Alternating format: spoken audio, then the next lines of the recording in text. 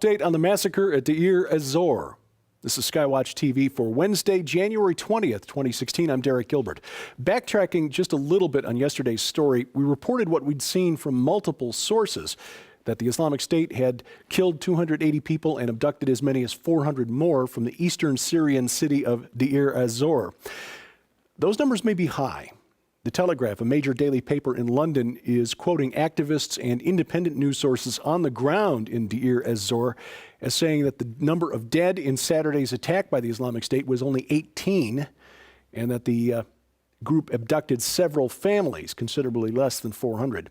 Now, regardless of whose numbers are correct, it doesn't change the fact that the Islamic State is pursuing a murderous apocalyptic agenda, working toward a climactic battle with the forces of Christendom at Dabiq, the town north of Aleppo that we've mentioned before. They believe that will bring Jesus, or what they think is Jesus, back to earth along with the Mahdi, and then lead them to glorious global jihad. Now, so far, according to a new United Nations report, the Islamic State has enslaved about 3,500 people in Iraq, mainly Yazidi, although some other minorities are included, and as many as 900 of those are children taken from the town of Mosul for indoctrination, religious indoctrination, and military training. The UN also puts the civilian death toll in Iraq alone over the last 21 months at 19,000. A quick update on those American contractors who went missing in Baghdad over the weekend. U.S. government and Iraqi intelligence sources say that the two men and a woman, were taken by Iran-backed Shiite militia. We had suggested that yesterday, but they do not believe that the nation of Iran is involved or that they are being held in Iran. However, it has emerged that those U.S. sailors detained by Iran last week were held at gunpoint for 15 hours. The Defense Department also disclosed that there was a verbal exchange, whatever that means, between the sailors and their captors. This seems to contradict an early report by Secretary of State Kerry that the sailors were treated well and with respect. The Legal and Policy Director of Human Rights Watch says it's been long acknowledged by nations around the world that it's unlawful for governments to use photographs or videos of military detainees for propaganda.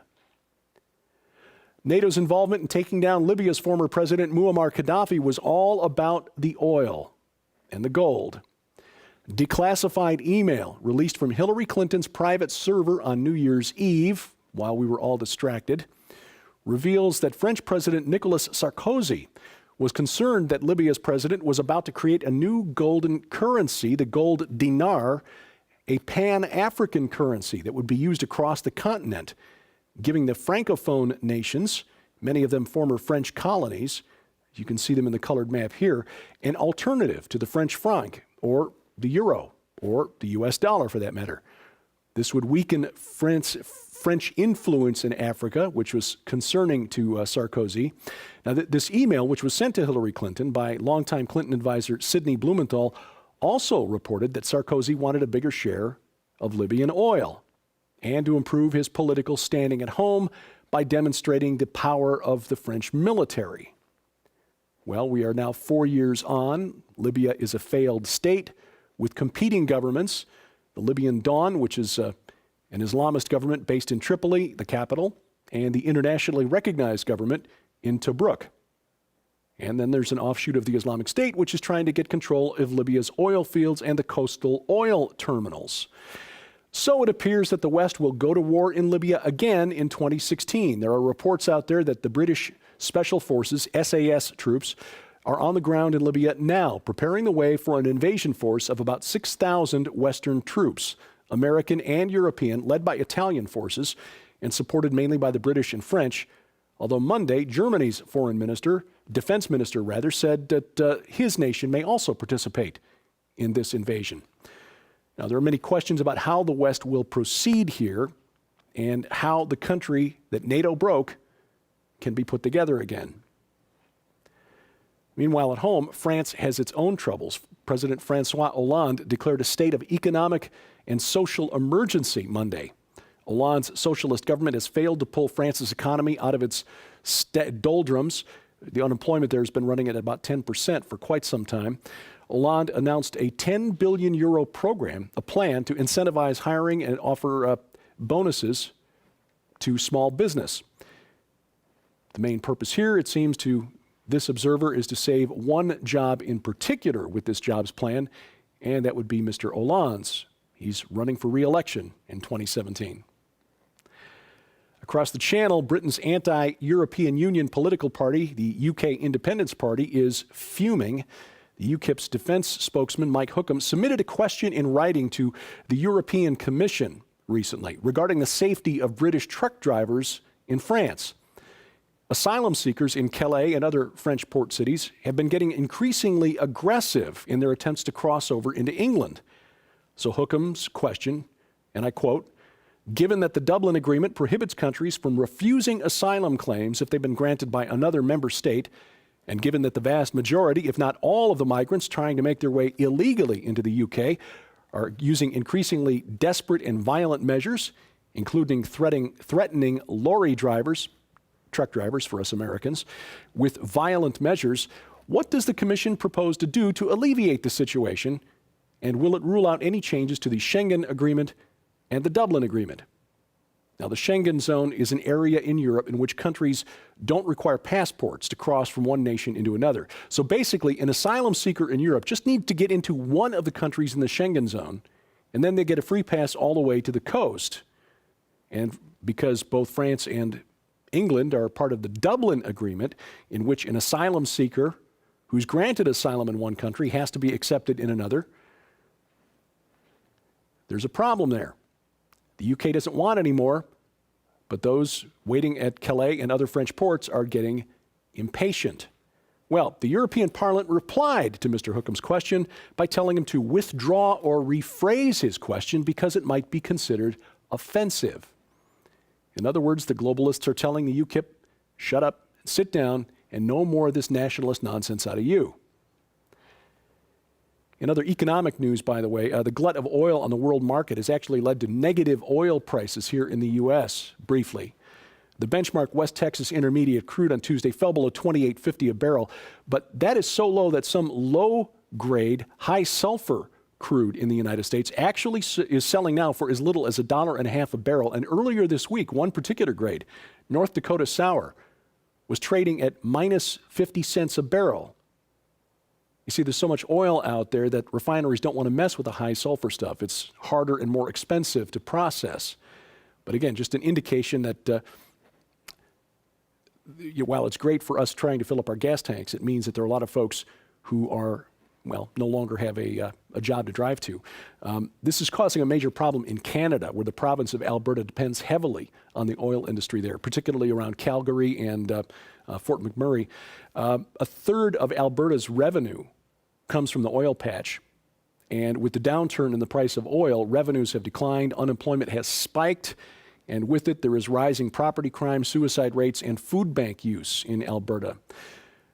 At the same time, the value of the Canadian dollar, the loonie, has taken a dive. It's at its lowest level against the US dollar in 13 years. And because Canada imports most of its fruit and vegetables, food prices have gone through the roof. And Canadian consumers have taken to Twitter to post pictures of some of the ridiculously high prices they are paying at the grocery stores. Now, the dilemma for the Canadian government is this. The drop in the price of oil is somewhat offset by the weak Canadian dollar. It makes their oil more attractive on the export market. Oil production costs are calculated in Canadian dollars, but they're sold in US dollars. So, letting the loonie drop makes their oil exports more attractive. It keeps the oil producers in the black, keeps people employed, but you get $8 cauliflower. Puerto Rico, at the same time, also on the verge of economic collapse. The U.S. territory practically out of cash. It's defaulted on loan payments twice and has large bond payments due in May and June. No idea yet whether they can make those payments. The island becoming an issue in the 2016 American presidential campaign. Bottom line here is pray, cut your expenses any way you can, save, prepare, and get out of debt if possible. This 2016 is shaping up so far to be a pretty rough ride. And one final story, yet another declaration by an Orthodox rabbi that the Messiah's arrival is imminent. Rabbi Baruch Abu Hatziera, called the Baba Baruch, recently said that the time of Ishmael's rule over Israel is at an end. Now, this is based on the Zohar, which is Judaism's mystical text. It's really the foundational text for Kabbalah. Tom Horn references it in his book, Zenith 2016. Not because we believe the Zohar, but because to understand what people do, you have to understand what they believe. In the 2nd century, Rabbi Shimon bar Yochai, who is credited with writing the Zohar, said that the ministering angel for Ishmael, the son of Abraham by his concubine, or Sarah's maidservant, Hagar, presented himself to Yahweh, God, and asked for a blessing for Ishmael. Said that anyone who does a mitzvah, a good deed, is entitled to a reward. And so Yahweh granted Ishmael a reward because the angel said, look, he was circumcised at the age of 13, not even 8 days. Of course, Genesis 17, verses 23 through 26 tell us that Abraham and all of the men in the family were circumcised at the same time. Ishmael, 13 years old. So God granted the descendants of Ishmael 100 years of rule over Israel for each year of Ishmael's life up to the time of his circumcision.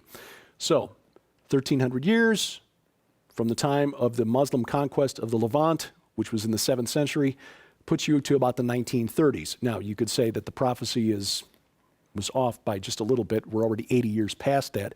But Rabbi Baruch said, now is the time for the nation of Israel to rule in their land. It is the time for the Messiah and the redemption when Israel will rule over all of the land. Not this part belonging to him and this part belonging to us. With God's blessing, we will merit seeing this with our own eyes, the arrival of the Messiah who will subdue them and send them out from our land. End quote. They're looking for the wrong man. But like I said, it helps to understand what they believe. Now, we talked about the Abrahamic covenant last night with New York Times bestselling author Joel Richardson. His latest book, When a Jew Rules the World, talks about replacement theology, the Abrahamic covenant, and why those issues are important for us Christians today. If you missed the program on the Christian Television Network, you can see it now on the SkyWatch TV channel on Roku. If you don't have us added to your Roku account yet, what's stopping you? Get that box, log on to skywatchtv.com/Roku for instructions, and add the channel to your account, and then you can watch that and these daily updates on demand.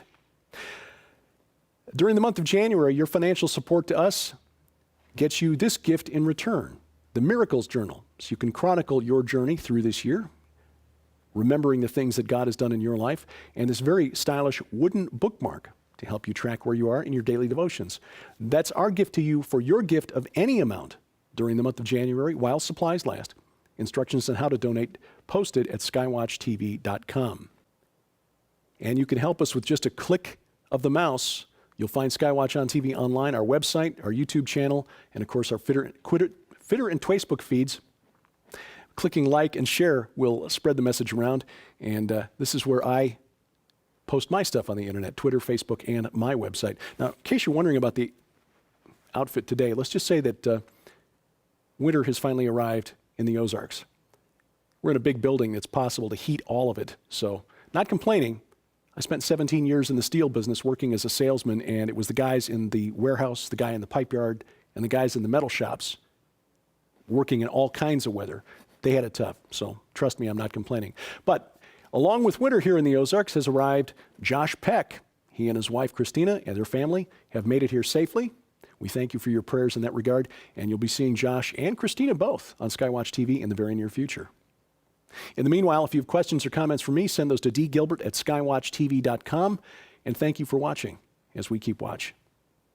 I'm Derek Gilbert, and this is SkyWatch TV.